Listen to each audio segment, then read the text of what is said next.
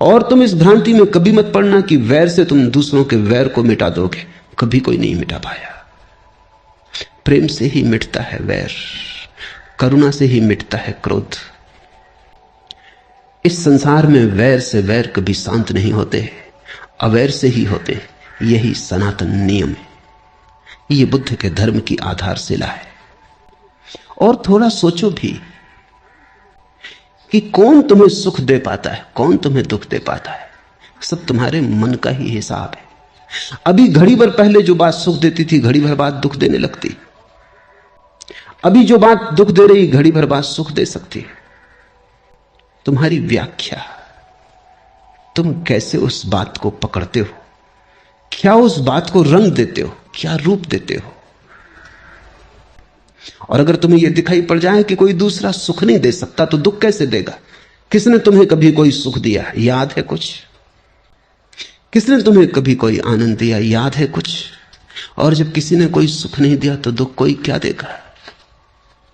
मैं एक गीत कल पढ़ता था, बात मूल्यवान लगी। डरूं में किस लिए गुस्से से, प्यार में क्या था।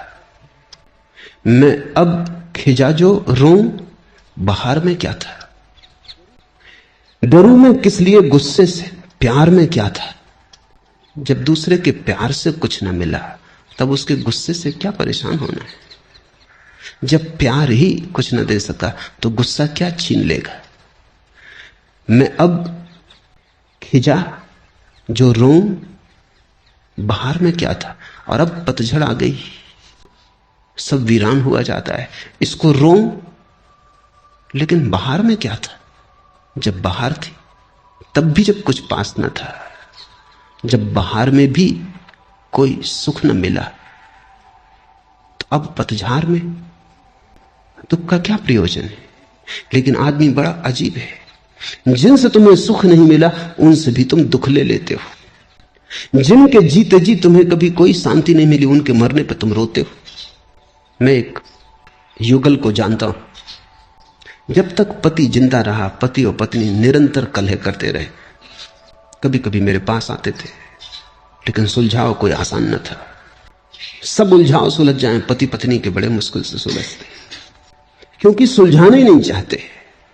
शायद वही उनकी जिंदगी है, वही व्यस्तता है, वही कुल भराव है, वो भी चला जाए तो फिर बड़ा खाली हो जाता है। कई बार तलाक देने की बात भी उठी, लेकिन उस पर भी राजी ना हो पाते थे। फिर पति शराब पीने लगा और शराब पीते पीते मरा। जवान ही था, अभी कोई 36 साल उम्र थी, ज्यादा नहीं थी। जब मर गया तो पत्नी मेरे पास आई, छाती पीट पीट कर रोने लगी। मैंने उससे कहा, अब तू रोना बंद कर, क्योंकि जिस आदमी के कारण तू कभी हंसी नहीं, उसके लिए रोना क्या। और मैं जानता हूं कि 1000 बार तेरे मन में यह सवाल उठता रहा होगा कि यह आदमी मर ही जाए तो अच्छा। बोल, झूठ कहता हूं या सच। वो थोड़ी चौंकी। उसने कहा, आपको कैसे पता चला। पता चलने की क्या बात है, कितनी बार तूने नहीं सोचा है कि आदमी मर ही जाए तो झंझट मिटे। अब मर गया, आकांक्षा पूरी हो गई, अब क्यों रोती है। जिससे तुझे सुख नहीं मिला, उससे दुखी होने का क्या प्रयोजन है। लेकिन यही बड़े मजे की बात है, सुख लेने में तो तुम बड़े कंजूस, दुख लेने में तुम बड़े कुशल। सुख तो तुम बामुश्किल स्वीकार करते हो, दुख तुम द्वार सजा के खड़े हो सदा, स्वागतम, हाथ फैलाए खड़े हो सदा। तुम दुखी होना चाहते हो, दुखवादी हो, अन्यथा कोई कारण नहीं तुम्हारे दुखी होने का।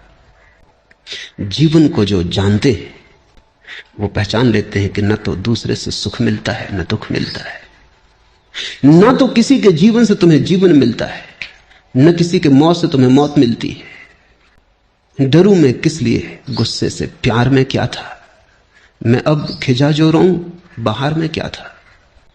और जब तुम्हें दोनों बातें साफ दिखाई पड़ जाती, तब जैसे एक उद्घाटन हो जाता है भीतर, एक बिजली कौन जाती कि ये मैं ही हूं, अपनी ही शक्ल देखता हूं, दूसरे तो केवल दर्पण है।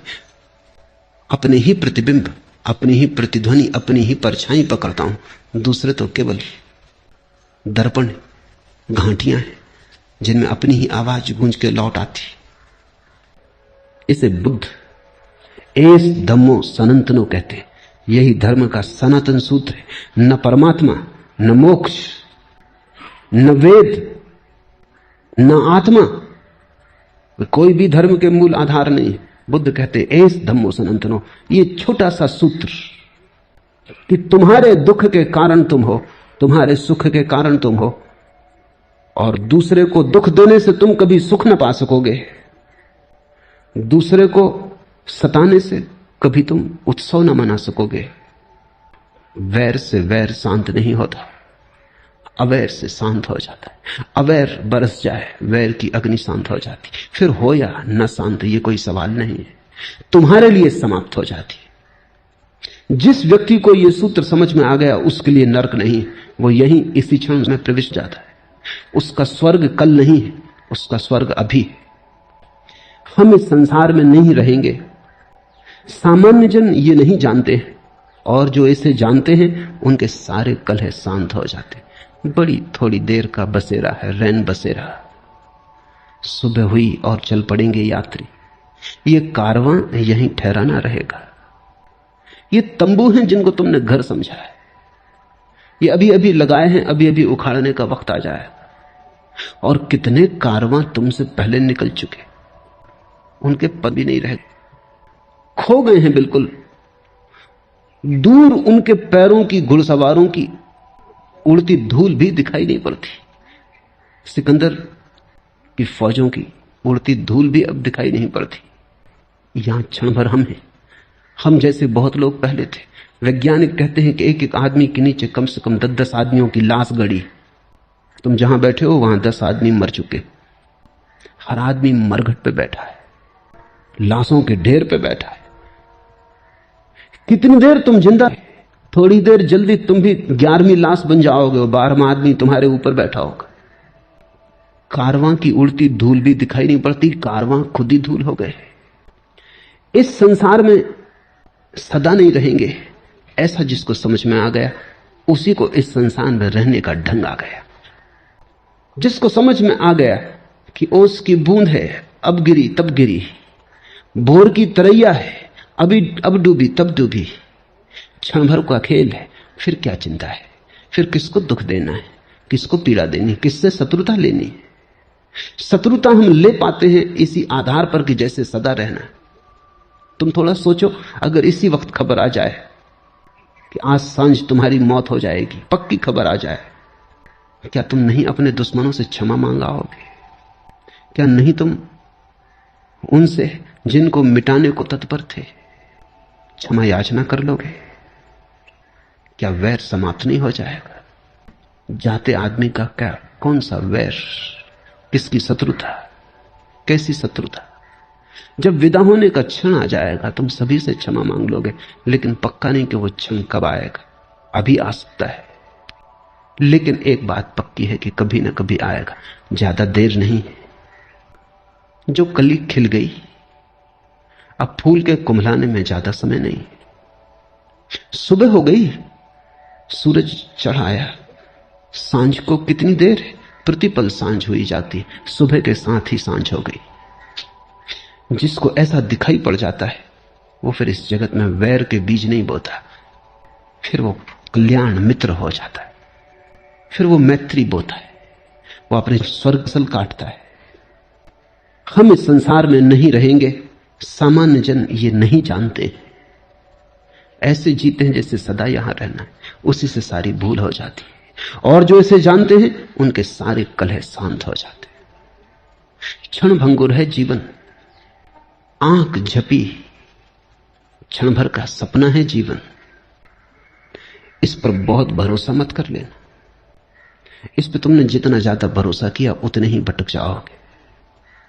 इसमें सो मत जाना, जागे रहना।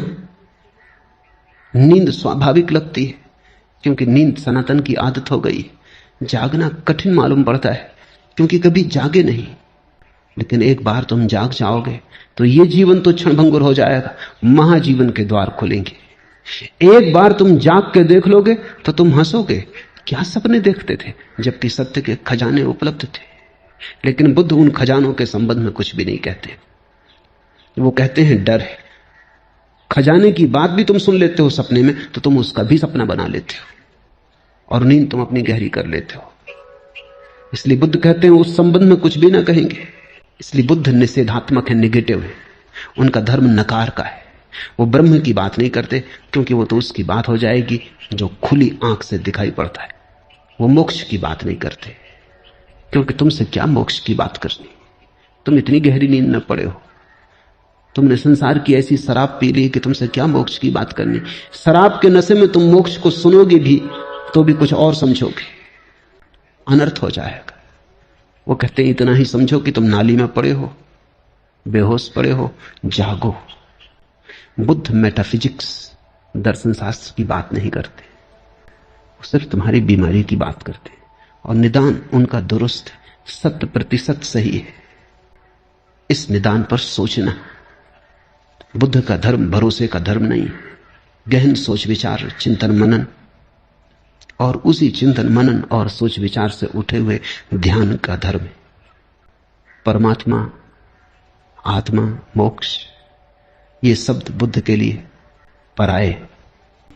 बुद्ध तो तुम्हारे मन का खंड खंड करेंगे क्योंकि तुम्हारा मन ही एकमात्र सवाल है। जो उपनों ने कहा है, वेदों ने कहा है, कुरान ने कहा है, बाइबल ने कहा है, लेकिन बुद्ध उसको कहते नहीं। इस बात को स्मरण रखना, जो पाना है वो पाकर ही जाना जाएगा। उसकी चर्चा व्यर्थ है और उसकी चर्चा खतरनाक है।